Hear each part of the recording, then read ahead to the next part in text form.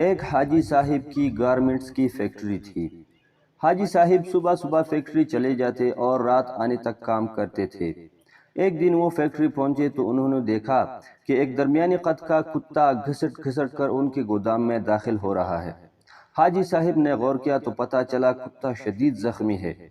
شاید وہ کسی گاڑی کے نیچے آ گیا تھا جس کے باعث اس کی 3 ٹانگیں ٹوٹ گئی تھیں اور وہ صرف ایک ٹانگ کے ذریعے اپنے جسم کو گھسیٹ کر ان کے گودام تک پہنچا رہا تھا۔ حاجی صاحب کو کتے پر بڑا رحم آیا۔ انہوں نے سوچا وہ کتے کو جانوروں کے کسی ڈاکٹر کے پاس لے جاتے ہیں، اس کا علاج کراتے ہیں اور جب کتا ٹھیک ہو جائے گا تو اسے گلی میں چھوڑ دیں گے۔ حاجی صاحب نے ڈاکٹر سے رابطے کے لیے فون اٹھایا، لیکن نمبر ملانے سے قبل ان کے دل میں ایک انوکھا خیال آیا اور حاجی صاحب نے فون واپس رکھ دیا۔ حاجی صاحب نے سوچا کتا شدید زخمی ہے، اس کی 3 ٹانگیں ٹوٹ چکی ہیں، اس کا جبڑا زخمی ہے اور پیٹ پر بھی چوٹ کا نشان ہے، چنانچہ کتا روزی روٹ کا بندوبست نہیں کر سکتا۔ حاجی صاحب نے سوچا اب دیکھنا یہ ہے قدرت اس کتے کی خوراک کا بندوبست کیسے کرتی ہے۔ حاجی صاحب نے مشاہدے کا فیصلہ کیا اور چپ چاپ بیٹھ گئے۔ وہ کتا سارا دن گودام میں بے ہوش پڑا رہا۔ شام کو جب اندھیرا پھیلنے لگا تو حاجی صاحب نے دیکھا ان کی فیکٹری کی گیٹ کے نیچے سے ایک دوسرا کتا اندر داخل ہوا۔ کتے کے منہ میں ایک لمبی سی بوٹی تھی۔ کتا چھپتا چھپاتا گودام تک پہنچا، زخمی کتے کے قریب آیا۔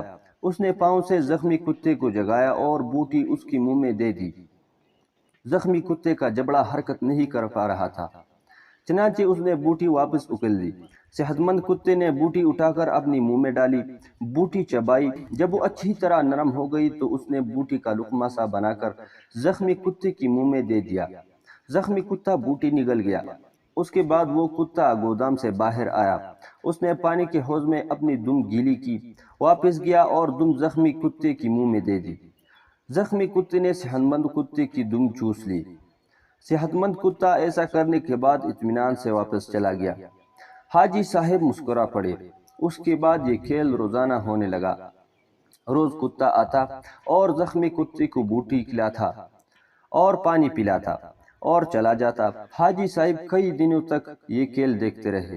ایک دن حاجی صاحب نے اپنے آپ سے پوچھا وہ قدرت جو اس زخمی کتے کو رزق فراہم کر رہی ہے، کیا وہ مجھے 2 وقت کی روٹی نہیں دے گی؟ سوال بہت دلچسپ تھا۔ حاجی صاحب رات تک اس سوال کا جواب تلاش کرتے رہے، یہاں تک کہ وہ توکل کی حقیقت بھام گئے۔ انہوں نے فیکٹری اپنے بھائی کے حوالے کی اور تارک الدنیا ہو گئے۔ وہ مہینے میں 30 دن روزے رکھتے اور صبح صادق سے اگلی صبح کاذب تک رکوع و سجود کرتے۔ وہ برسوں اللہ کی دربار میں کھڑے رہے۔ اس عرصے میں اللہ انہیں رزق بھی دیتا رہا اور ان کی دعاؤں کو قبولیت بھی، یہاں تک کہ وہ صوفی بابا کے نام سے مشہور ہو گئے اور لوگ ان کی پاؤں کی خاک کا تعویذ بنا کر گلے میں ڈالنے لگے۔ لیکن پھر ایک دوسرا واقعہ پیش آیا اور صوفی بابا دوبارہ حاجی صاحب ہو گئے۔ یہ سردیوں کی ایک نیم گرم دوپہر تھی۔ صوفی بابا کی بیٹھک میں درجنوں عقیدت مند بیٹھے تھے۔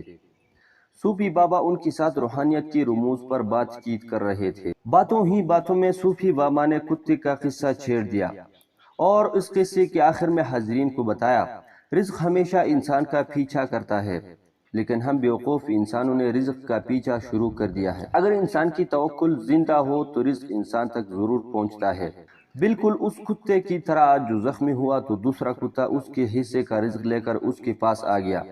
میں نے اس زخمی کتے سے توکل سیکھی، میں نے دنیاداری ترک کی اور اللہ کی راہ میں نکل آیا۔ آج اس راہ کا انعام ہے، میں آپ کے درمیان بیٹھا ہوں۔